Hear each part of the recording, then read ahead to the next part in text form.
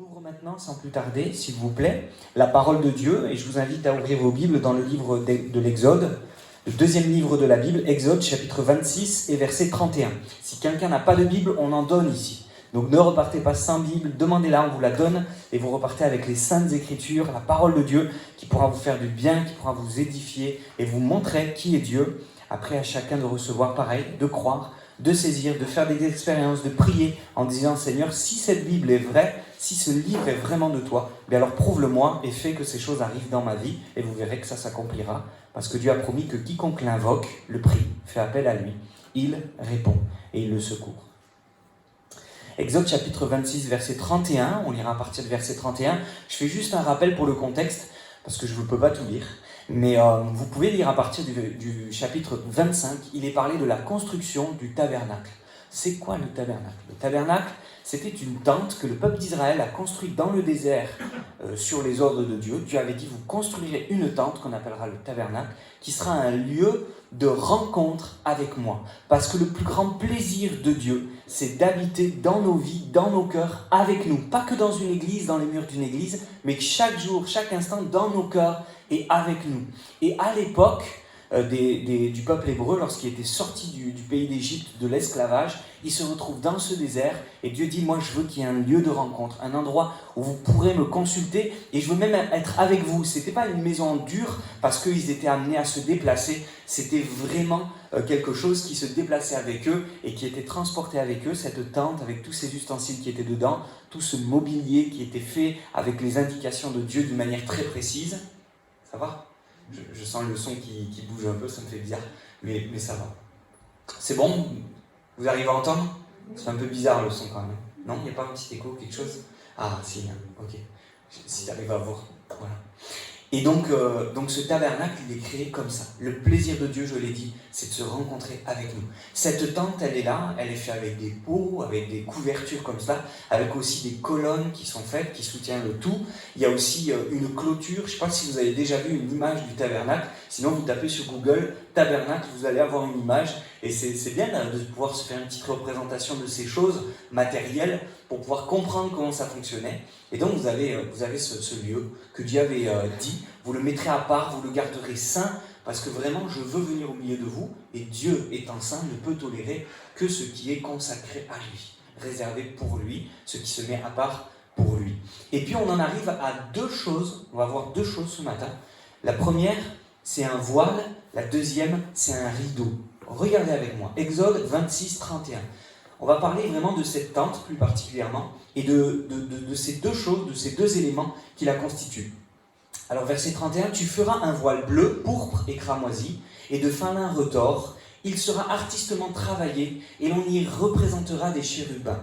Tu le mettras sur 4 colonnes d'acacia couvertes d'or. Ces colonnes auront des crochets d'or et poseront sur 4 bases d'argent.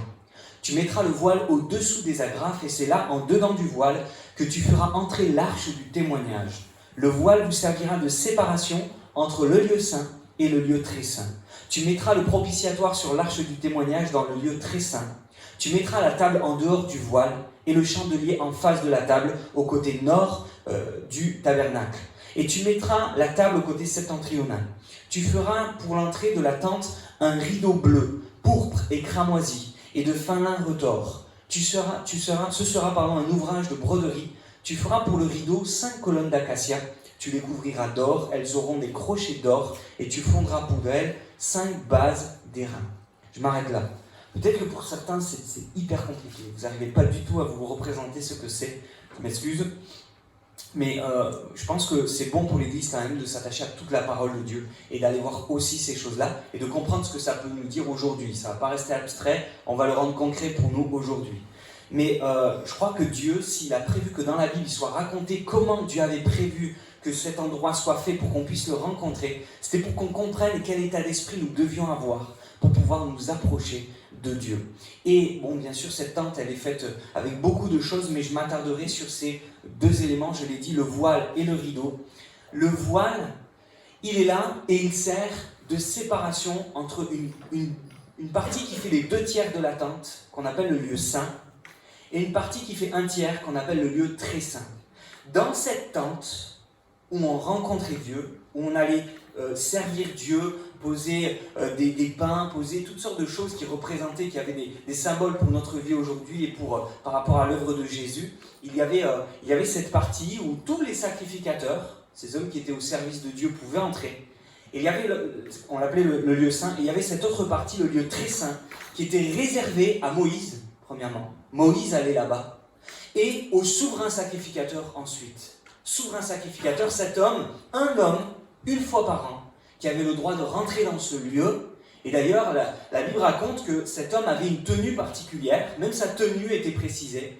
Et il avait en bas de sa tenue, en bas de sa tunique, il avait des clochettes et des grenades. C'est quoi des grenades? Des fruits qu'on sèche avec des graines dedans et qu'on peut faire tintiller, vous savez, sonner. Et en bas de cette tunique, cet homme qui était consacré à Dieu, qui était au service de Dieu, qui faisait un service tellement délicat et grave, tellement sérieux, cet homme se préparait, mettait une tenue particulière qui avait une représentation et qui signifiait des choses. Je ne peux pas aller trop dans les détails aujourd'hui, mais cet homme, il était là et avec le cœur qui devait battre à 1000 à l'heure, il rentrait une fois par an dans le lieu très saint, la deuxième partie du temple, celle qui est au-delà du voile, celle qui allait au-delà de cet élément qui mettait une séparation entre la première partie et la deuxième. Et il pouvait aller dans ce lieu très saint, et quand il rentrait dans ce lieu-là, il n'y avait aucune lumière extérieure qu'il pouvait y avoir. Il y avait une seule lumière, vous savez laquelle? Celle de la présence de Dieu qui descendait.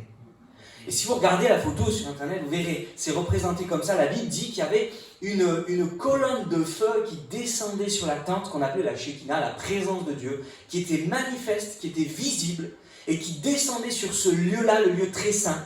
Et dans le lieu très saint, il n'y avait que ça, il n'y avait rien d'autre. Et le souverain sacrificateur, il venait apporter quoi? Le sang de l'agneau, le jour du grand pardon, une fois par an. Il amenait le sang de cet agneau et il le versait sur le couvercle de l'arche qu'on appelait le propitiatoire. Okay, et il versait ce sang-là devant les deux chérubins d'or qui étaient là, qui étaient représentés pour parler vraiment de ce regard, de ces témoins qui étaient là pour voir ce qui se passait.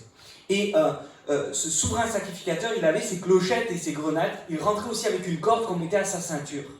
Et quand il rentrait, tant que les gens à l'extérieur, le peuple tout entier, des centaines de milliers de personnes se tenaient à l'extérieur, et que tant que le peuple entendait les clochettes et les grenades sonner parce qu'il marchait et se déplaçait, il disait c'est bon, il est en vie. Parce que ce lieu était tellement marqué de la présence de Dieu, de la sainteté de Dieu, que si quelqu'un rentrait sans avoir réglé l'affaire du péché avant, sans s'être vraiment lavé avec tous les protocoles qu'il y avait autrefois qui représentaient l'œuvre de Jésus à la croix, s'il faisait ça à la légère, il pouvait mourir sur place. La Bible dit qu'on ne peut pas voir Dieu et vivre.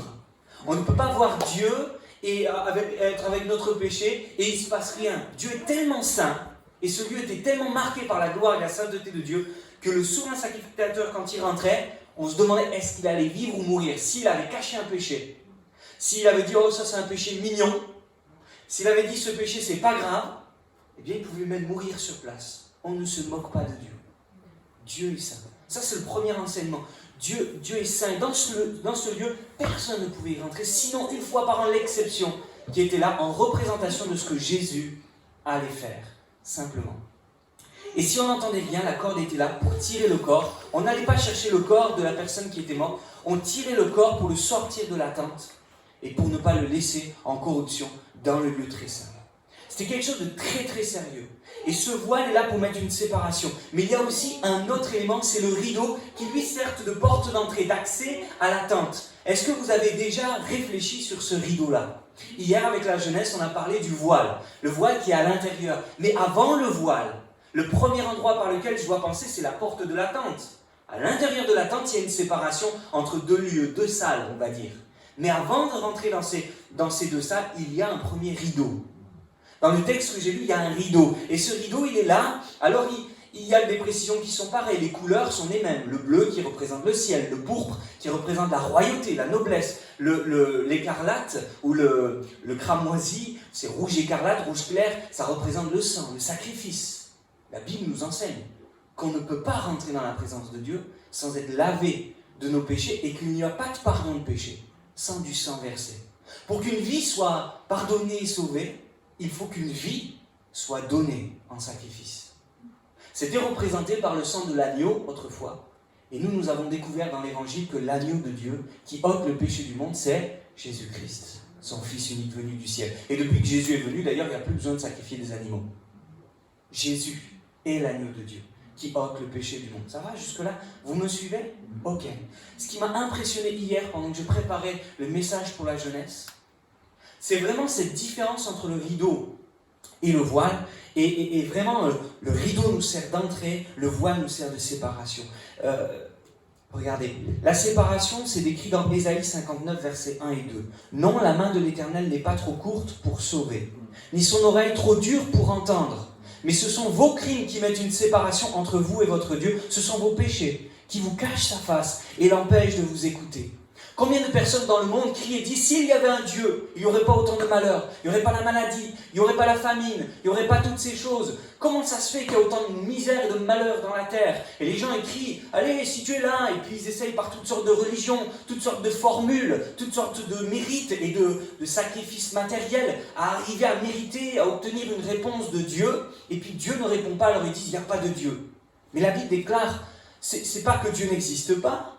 S'il y a toutes ces choses, c'est pas que Dieu n'aime pas le monde ou que Dieu n'existe pas. S'il y a toutes ces choses, c'est parce que le monde ne veut pas de Dieu comme lui se présente. Ils se font un Dieu à leur image, ils s'inventent des religions, ils prennent peut-être certains textes de la Bible, mais ils l'adaptent. Et ils proposent une religion au lieu de proposer une relation. Et ces personnes, au lieu de dire, oui, s'il y avait un Dieu, il n'y aurait pas tout ça, ils devraient dire, pardon Seigneur pour mon péché. C'est mon péché qui t'empêche de m'écouter quand je te prie et de me répondre. C'est mon péché qui m'empêche de vivre et de recevoir ta grâce, ta paix et une vie convenable et qui vaut le coup, qui vaut la peine. Pardon Seigneur pour mon péché. La Bible déclare, et peut-être que quelqu'un a besoin d'entendre à nouveau ce matin ces choses, c'est notre péché, c'est ton péché qui a empêché jusqu'à aujourd'hui Dieu de te bénir, de venir à ton secours, de te faire voir des guérisons, des choses comme cela, ou la paix dans le cœur tout simplement, l'assurance de ton salut, de la vie éternelle. Est-ce que tu as réglé l'affaire du péché? Oui, il y a une séparation. Mais avant ça, bien sûr, on veut regarder. Il y avait donc pour les sacrificateurs un chemin à faire, et particulièrement pour le souverain sacrificateur. Il fallait d'abord qu'il passe par le rideau, et ensuite le souverain sacrificateur qui passe au travers du voile pour aller rencontrer Dieu. Regardez ce qu'on a lu. C'est là, regardez, je reprends le texte, Exode 25, verset 10. On l'a retrouvé juste après, mais je reprends un autre texte juste avant le chapitre 26. Au chapitre 25, il est dit, vous ferez une arche du bois d'acacia. Vous savez, ce coffre qui est dans le lieu très saint. Tu la couvriras d'or pur. Un peu plus loin, tu mettras dans l'arche le témoignage que je te donnerai. Tu feras un propitiatoire d'or pur, un couvercle d'or pur. Tu mettras sur le propitiatoire, sur l'arche, et tu mettras dans l'arche le témoignage que je te donnerai. C'est là, sur cet endroit, que je me rencontrerai avec toi du haut du propitiatoire entre les deux chérubins placés sur l'arche du témoignage. Je te donnerai tous mes ordres pour les enfants d'Israël. Reprenons le contexte. Dieu parle à Moïse. Il lui dit, voilà, il faudra que tu demandes à faire un coffre dans lequel on va mettre des choses qui serviront de témoignage. On pense à la manne. On pense aux tables de la loi. On pense à la verge d'Aaron qui a refleuri alors que c'était un bois coupé. On voit toutes ces choses, des miracles de Dieu que Dieu a fait et qui sont là pour nous servir de témoignage comme quoi Dieu existe, Dieu est vraiment vrai. C'était dans ce coffre, et sur ce coffre il y avait un couvercle qu'on appelle le propitiatoire, et il y avait des choses qui étaient faites, et le sang de l'agneau était versé sur ce propitiatoire, sur ce couvercle, et ça montrait vraiment que tous nos péchés étaient couverts. Et la Bible dit, et Dieu dit à Moïse, c'est à cet endroit-là, c'est dans le lieu très saint, au-dessus de ce coffre, là où le sang est versé, que je me rencontrerai avec toi, Moïse. Du haut du propitiatoire, là, je te rencontrerai et je te donnerai tous mes ordres pour les enfants d'Israël. Pourquoi j'insiste là-dessus sur « c'est là » ? Combien d'entre nous voudraient vivre la présence de Dieu encore plus fortement? Tu es d'accord, Chantal ? Est-ce qu'on est là parce qu'on a une religion, une belle religion? Voilà, on est venu écouter des choses qui nous enseignent, on fait un peu élever notre connaissance, notre culture personnelle, notre cerveau. Ou est-ce qu'on est venu rencontrer Dieu? Est-ce qu'on est venu savoir un petit peu mieux comment on peut bénéficier de la présence de Dieu? On n'est pas venu proposer une religion. On est ici pour parler d'une relation avec Dieu. Et dans la vie du chrétien, comme dans la vie de ceux qui ne le sont pas encore, Dieu propose et Dieu voudrait Une relation personnelle avec nous. Une relation où nous ressentons sa présence. Connais-tu la présence de Dieu? Connais-tu cette douce présence de Dieu? Qui ne nous terrasse pas pour nous laisser par terre. Ah, combien de fois, c'est vrai, quand la présence de Dieu vient, on est comme... on est là, on dit, ah Seigneur, c'est tellement fort et tu es tellement saint que je me sens petit. Je me sens humble. Je suis personne, je réalise que je suis pécheur. Tu es saint et je suis pécheur.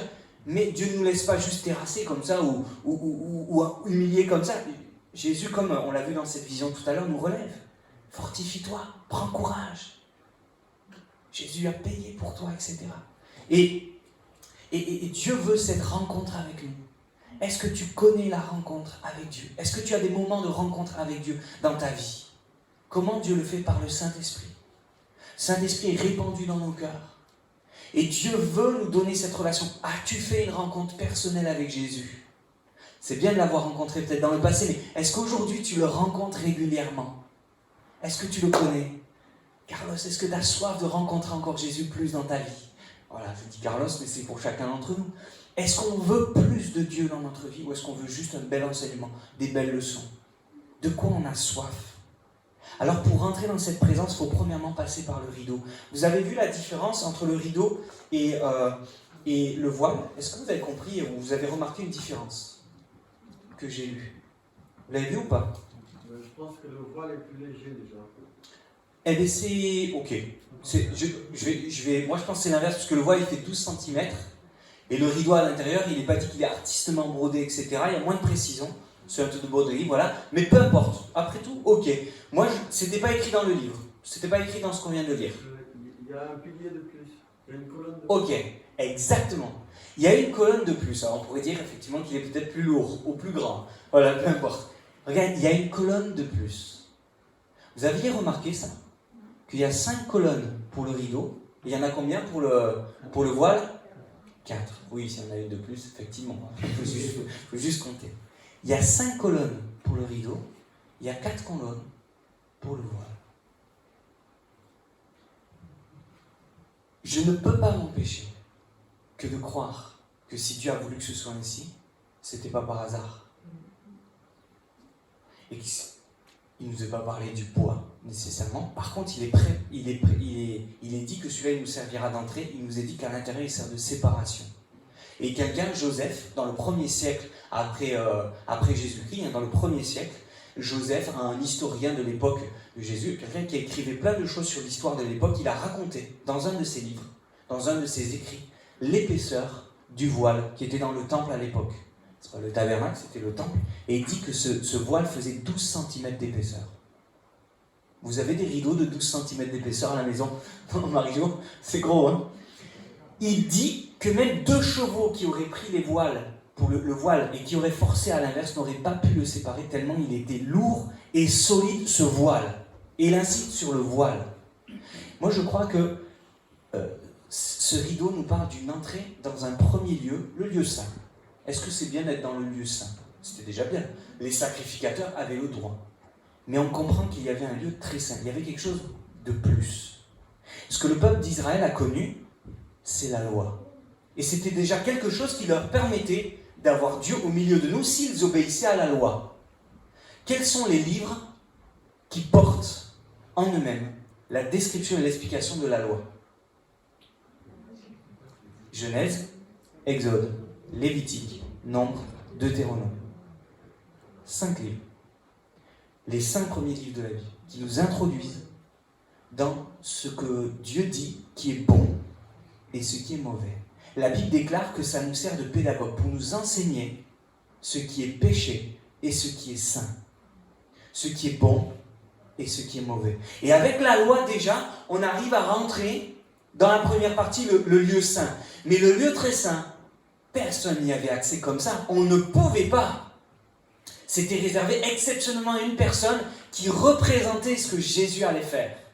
Et c'est que parce que pour un temps, elle symbolisait Jésus et parce qu'elle devait représenter ce que Jésus allait faire, que cette personne allait pouvoir rentrer dans le lieu très saint. Le lieu saint, la présence de Dieu en fait.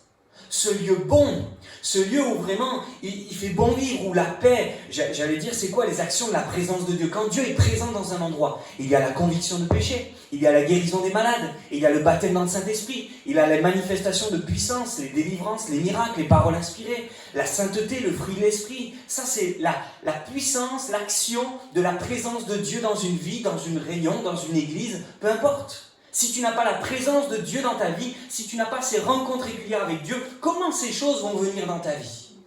Et elles ne sont possibles qu'au travers de Jésus-Christ, si tu vas au-delà du voile. 5 premiers livres qui nous introduisent dans la première partie. Et la Bible déclare que la loi n'a jamais pu sauver personne, parce que personne n'a jamais réussi à accomplir toute la loi. La Bible déclare que la loi ne peut pas nous sauver. Si quelqu'un ici cherche à dire « Moi, je vais mériter mon ciel en faisant tous mes efforts », la Bible déclare que tes efforts sont vains. Parce que tu ne peux pas te sauver toi-même, même avec la meilleure des leçons sur la loi. Les Juifs avaient dit, avec la tradition, qu'il y a 613 commandements dans la loi. Et dans le Pentateuque, les 5 premiers livres, les livres donnés par Moïse, il y a 613 commandements. Et certains Juifs, ils étaient là, ils avaient toutes sortes de protocoles, ils apprenaient par cœur et ils essayaient d'avoir une vie tellement ascète, tellement pieuse, qu'ils se privaient de plein de choses. Et ils ont même rajouté avec la tradition des choses. Ils n'en avaient pas assez. Ils étaient là et des gens essayaient de satisfaire le cœur de Dieu. Mais la loi est là pour nous enseigner quoi? On est des pécheurs. Il y a quelqu'un qui n'a jamais péché ici? Le bébé. Le bébé n'a jamais péché. Vous êtes d'accord avec moi? Vous n'êtes pas d'accord avec moi? Est-ce que le bébé, il a péché? Il n'a jamais péché. Est-ce qu'un bébé peut pécher? C'est quoi pécher? Il est pécheur, il a pas C'est manquer le but. Est-ce qu'il a par contre la nature du péché en lui? Est-ce que quand il aura quelques années, il va mentir? Une fois dans sa vie. Est-ce que c'est possible? Je vous abaisse pas les espérances que vous aviez, ça va? J'ai 6 enfants, alors je sais de quoi je parle, hein, c'est pour ça que je dis ça. Mais vous avez 3? 3, c'est le 3e? Félicitations. Et donc, est-ce que le bébé, alors qu'il a les meilleurs parents du monde, qui lui donnent les meilleures leçons, qui lui disent touche pas à la prise, fais tout ça, est-ce que le bébé, au bout d'un moment, quand il va grandir, il va pas essayer de tester des choses? Oui. Bon, au début, il n'a pas l'âge de conscience, il n'a pas l'âge de réfléchir. Mais est-ce que, allez, je ne sais pas à quel âge l'âge de conscience on peut le mettre, mais à 12 ans, on va dire à 12 ans. Est-ce qu'à 12 ans, il ne fera plus jamais de péché? Oui, il ne péchera jamais. Qu'est-ce que vous en pensez? je crois, même si c'est le plus beau bébé du monde et le plus merveilleux, je pense qu'il faudra continuellement lui apprendre les choses. Et puis il va avoir ses choix à faire. On ne force pas quelqu'un à choisir la foi, ça ne s'impose pas. La Bible dit que c'est un choix personnel.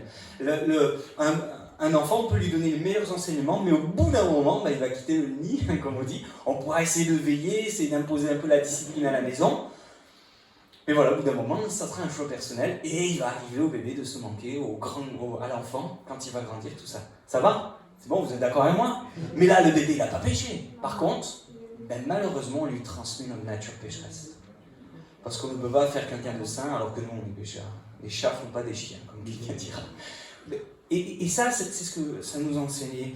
Cette première partie, cette premier rideau, il nous introduit que dans un endroit où on peut comprendre la sainteté de Dieu. On peut être éclairé, on peut avoir part à la communion, on peut comprendre des choses, mais il manque une dimension de la présence de Dieu que l'on ne peut vivre qu'au travers de Jésus-Christ et d'une rencontre personnelle avec lui. Et regardez ce deuxième passage, ce voile, cette séparation, ce voile très épais, avec 4 colonnes. Mais moi, de quoi il me parle? Il me parle des 4 évangiles. Moi, je le vois comme ça. Les 4 évangiles, Matthieu, Marc, Luc, Jean, qui sont la structure de la bonne nouvelle de Jésus-Christ venu sur la terre. Bien sûr que les épîtres, les actes, tout le reste l'explique avec la fin, vous savez, l'Apocalypse, le feu d'artifice, tout ce qui va se passer après, l'espérance, les promesses, les récompenses, tout ce qui va se passer, puis aussi le malheur sur la terre qui n'aura pas accepté Jésus, bien sûr. Mais il y a ces 4 évangiles qui sont là. D'ailleurs, les bases des 5 colonnes, elles sont en quelle matière? En airain. L'airain symbolise la justice de Dieu dans la Bible. L'airain, c'est le symbole, vous savez, l'airain, le bronze, le cuivre, certains, il y a différentes traductions, peu importe, c'est pas exactement la matière que c'était comme ça. L'airain symbolise quoi? La justice de Dieu. La première chose qu'on a besoin de comprendre, on rentre d'abord par l'entrée. La première chose que l'homme a besoin d'entendre, c'est tu es pécheur. Tu es perdu. Ton péché t'envoie en enfer. Pas parce que Dieu t'aime pas. Dieu t'aime. Mais Dieu ne peut pas dire que quelqu'un de coupable est innocent. C'est pas possible. Il faut que quelqu'un paye. Et il y avait tout cet enseignement de la loi qui nous disait, t'es pécheur. T'as menti. Tu peux pas rentrer au ciel. Oh. Est-ce qu'il y a quelqu'un qui n'a jamais menti ici? Ça se peut que quelqu'un croit ne jamais avoir menti ou ne se souvienne pas qu'il a menti. Ok. Est-ce que quelqu'un n'a jamais râlé? Des fois, le râlement, je ne sais pas comment on peut dire ça, être râleur, il y a toutes sortes d'expressions. Des fois, le fait de râler, c'est vraiment un péché. On ne le réalise pas, mais ça va jusque-là. Dieu est tellement saint que même ça, des fois, ça s'appelle de la rébellion. Alors, je ne dis pas toutes les fois où on est irrité, hein, mais certains irritements, je ne sais pas si on les dit comme ça, certaines irritations ainsi, certaines irritations sont un péché devant Dieu. Il dit, mais attends, c'est ingrat ce que tu fais. Je t'ai béni, je t'ai sauvé, je t'ai proposé mon amour, ma paix, mon pardon en Jésus, et toi, tu râles parce que tu n'as pas ce que tu demandes maintenant. Est-ce que c'est pas péché ça? Ah oui, c'est être ingrat envers Dieu. Et toutes ces choses, Dieu veut nous en débarrasser, mais on ne peut pas par nous-mêmes satisfaire le cœur de Dieu. Par contre, il y a ce voile qui est sur des bases faites en argent. C'est quoi l'argent dans la Bible? C'est cette matière qui est utilisée pour nous parler du prix payé. Le prix payé. C'est pas pour rien que les 5 sont en airain et que les 4 sont en argent. L'argent nous parle du prix que Jésus a payé. Et ces colonnes se sont appuyées. Et la base de notre foi pour pouvoir rentrer dans la présence de Dieu, c'est ces bases, le base d'argent, le prix payé par Jésus-Christ. Et qu'est-ce que nous dit la Bible? Que le jour où Jésus est mort sur la croix, quand il a ouvert ses bras, il est écrit que Jésus a dit tout est accompli. Il a même dit pardonne à ceux qui sont en train de me tuer injustement. Tout est accompli, je paye pour le péché du monde, Seigneur, tout est fait, reçois mon esprit, je remets mon esprit entre tes mains. Au moment où Jésus crie et qu'il expire une dernière fois, il est dit que le voile du temple de 12 cm d'épaisseur s'est déchiré du haut jusqu'en bas, pas du bas jusqu'en haut. Un gros Samson là qui aurait déchiré. Non, c'est pas possible. C'est du haut jusqu'en bas. C'est Dieu lui-même qui a dit ça y est, je suis satisfait. Je suis satisfait. J'ai dit que le voile représente le péché de l'homme. Une séparation entre Dieu et les hommes. La Bible dit que ce voile c'est Jésus. Alors c'est le péché ou Jésus? Je vais vous dire les deux. Regardez, je vais vous le prouver.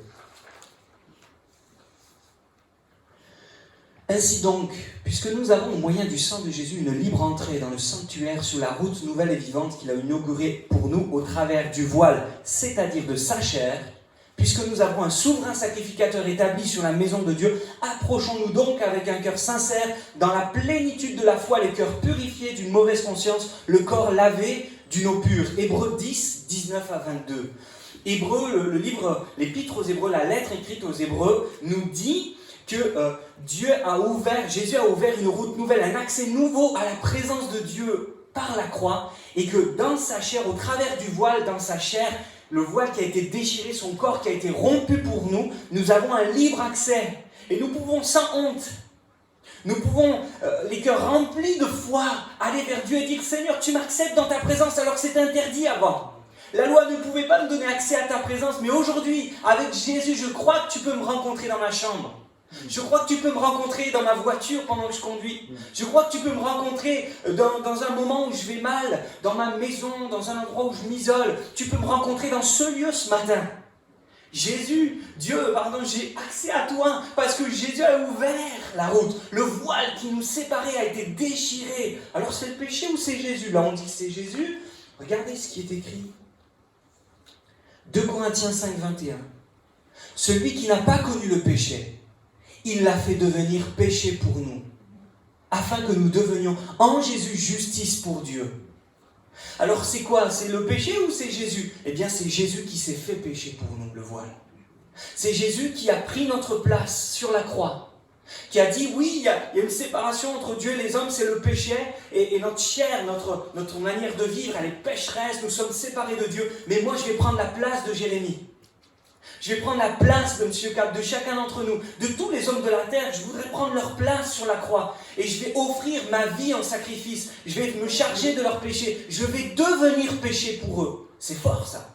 Moi, la première fois que j'ai entendu un pasteur dire « Jésus a été fait péché pour nous », je dis « Impossible.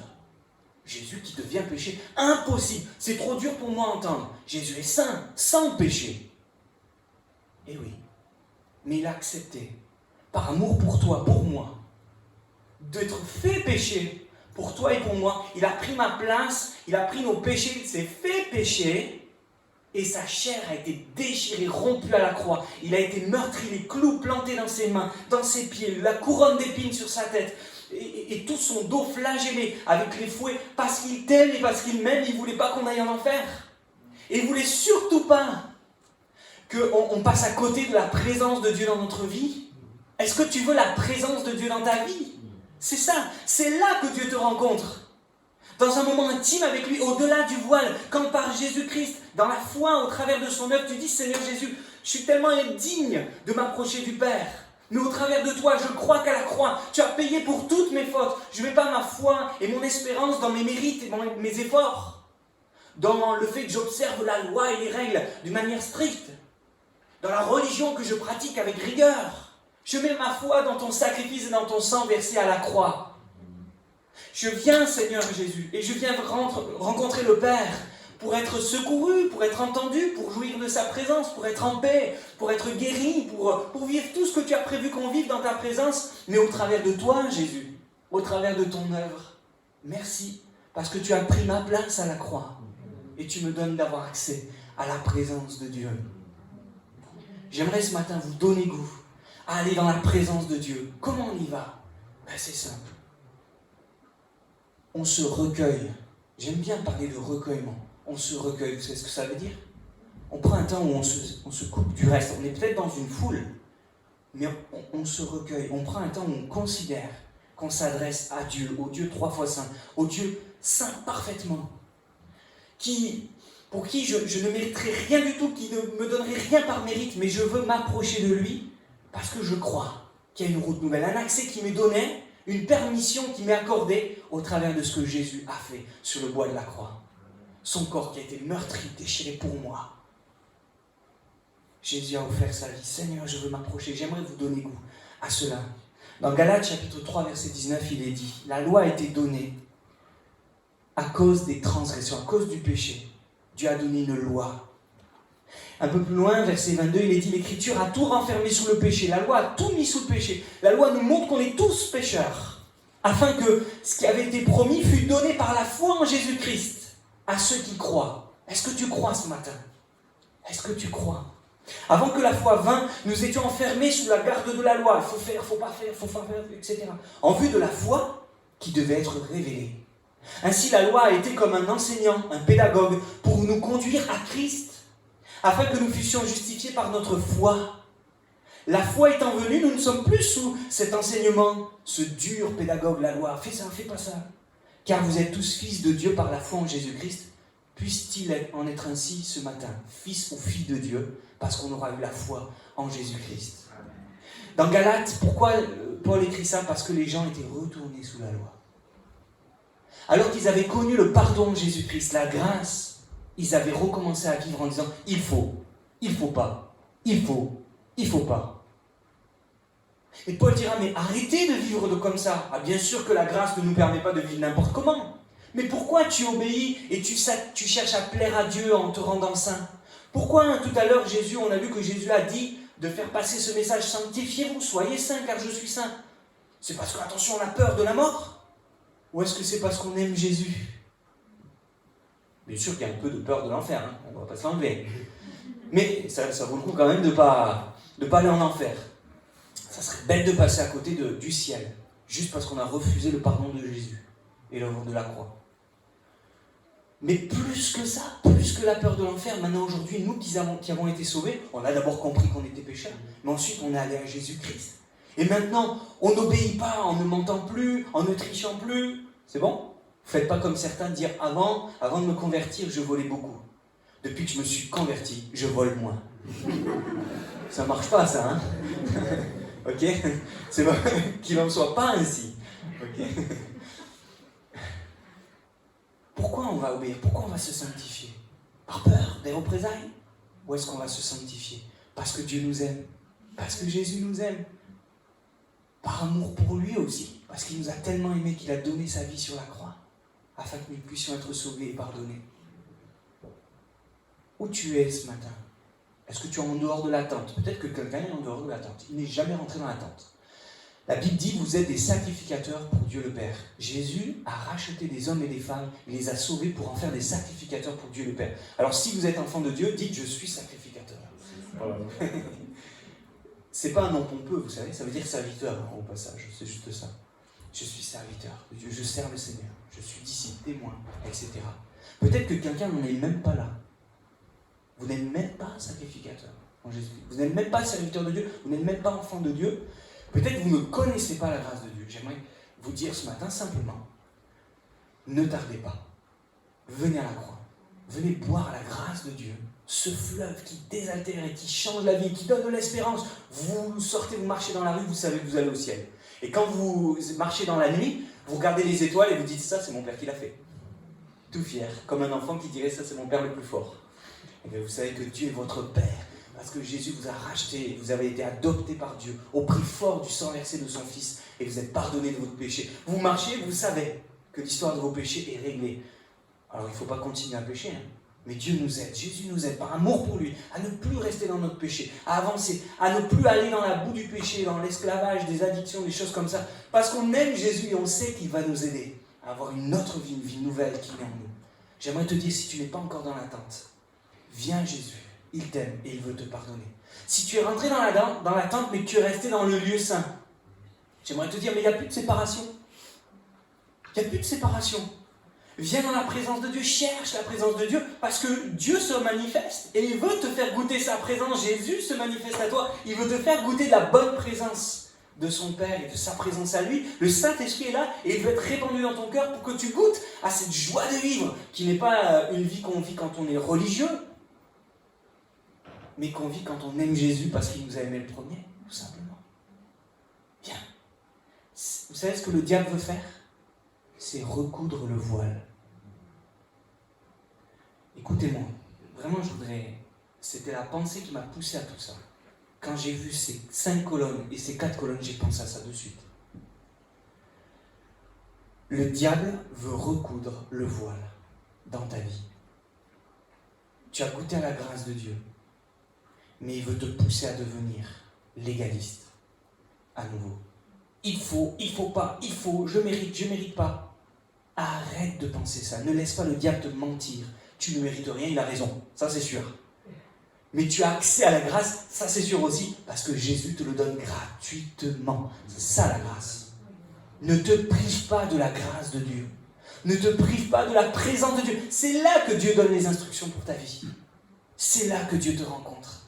Est-ce que tu veux de Dieu dans ta vie? Est-ce que tu veux être guidé par lui? Moi je le veux, parce que j'ai compris que c'était le meilleur. Quand j'ai laissé Dieu faire, à chaque fois j'ai vu que ça valait beaucoup mieux. Quand j'ai commencé à vouloir reprendre les rênes, mériter, faire par mes propres forces, j'ai vu que c'était catastrophique. Il n'a pas fallu beaucoup de temps, parce que soit les gens le voient avant moi, et me disent, Jérémie, qu'est-ce qui t'arrive?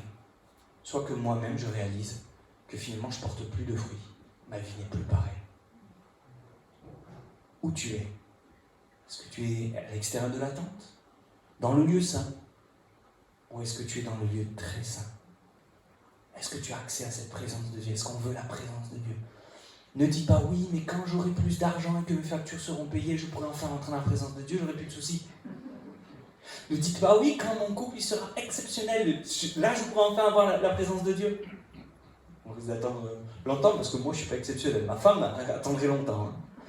Est-ce que voilà, je suis plus malade, est-ce qu'il faut attendre ça pour enfin rentrer dans la présence de Dieu? Ou est-ce que c'est pas justement dans la présence que je vais recevoir toutes ces choses? La paix. Et la force en tout cas de tenir jusqu'au bout. Parce que Dieu l'a dit, il ne nous a pas menti. Il n'a pas dit si tu me donnes ta vie, tu n'auras plus de problème. Il a dit si tu me donnes ta vie, si tu me donnes ton cœur, si tu crois en moi, je serai avec toi dans tes problèmes. Et c'est là toute la différence. Est-ce qu'on veut Jésus avec nous, en nous, ces moments ce matin, pour ce message que j'ai pu partager avec ton assistance. Merci, je crois de tout mon cœur que tu as quelque chose de particulier pour chacun de nous, pas juste pour quelques personnes, mais que tous nous pouvons nous enrichir de ton conseil, de ta parole. Oui Seigneur, déjà c'est super de pouvoir rentrer dans le lieu saint, de comprendre que tu es un Dieu saint, de l'avoir compris et de chercher à bien faire. Mais on veut plus. On veut plus. On veut ta présence, Seigneur. Cette présence qui change tout. Ce qu'on appelait la Shekinah, la présence de Dieu qui se manifestait par le Saint-Esprit. Le côté physique, la colonne de feu, la lumière, ça peu importe s'il n'y a rien de physique, mais surtout ce qu'on veut, c'est ce qu'il y a de spirituel. Dans ta parole, tu dis que ces choses étaient l'ombre des choses à venir et qu'aujourd'hui, nous avons accès à toi directement. Et il n'y a plus de séparation, plus besoin d'images, plus besoin de paraboles. Seigneur, tu nous parles directement. Tu viens à notre rencontre et nous venons à ta rencontre. Si ce matin, quelqu'un n'avait pas encore commencé à rentrer dans la tente, tu parles à son cœur. Tu lui parles de ton amour, pas de la condamnation pour lui faire peur, Seigneur, mais simplement de ton amour que tu as manifesté à la croix. Montre-lui, je peux en parler, mais si c'est toi qui en parles, quelle différence ça fera, Seigneur. Viens dans nos réunions, viens dans nos rencontres, manifeste-toi par ton esprit, que ton feu descende d'en haut, que ton amour spirituel se manifeste à nos cœurs, et que personne ne soit capable de résister à cet amour tellement il est grand. Seigneur, nous voulons te voir au milieu de nous. Nous voulons te voir agir. Quelle différence y aurait-il entre une religion quelconque, entre une philosophie d'homme et ta parole, et vraiment qui tu es, s'il n'y a pas ta présence, ta manifestation, ton esprit qui agit? Seigneur, agis dans nos vies, agis dans ce lieu, agis dans nos cœurs, dans nos réunions, dans nos maisons, de partout autour de nous, dans nos familles, s'il te plaît, nos foyers.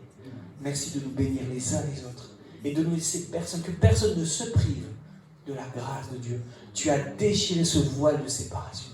Donne-nous de le garder déchiré dans nos cœurs. Il est présent, mais déchiré comme un témoignage que tu as payé pour nos péchés. Oui, le péché c'est grave, c'est pas mignon, c'est pas beau. On est tous contaminés par le péché, mais tu as payé pour lui. Tu as racheté nos vies. Il n'y a plus de condamnation pour ceux qui sont en Jésus-Christ. Et que ton nom soit béni. Amen. Et si quelqu'un a été élevé dans une religiosité, dans une manière de vivre la foi avec des parents qui lui ont imposé des choses qui ont été contraignantes et qui n'avaient qu'une envie, c'est de s'échapper, de s'émanciper. Seigneur, pardonne-nous en tant que parents lorsqu'on a fait ça. Pardonne-nous et sauve et soigne les cœurs qui ont été meurtris par cette attitude, par cette religiosité, par cette attitude légaliste de vivre une relation avec toi. Que leur manière de penser cette relation soit restaurée et guérie dans leur cœur, afin qu'ils arrivent enfin à revenir vers toi. Que ton nom soit béni pour tout. Merci Père, merci Jésus, merci pour le Saint-Esprit. Amen.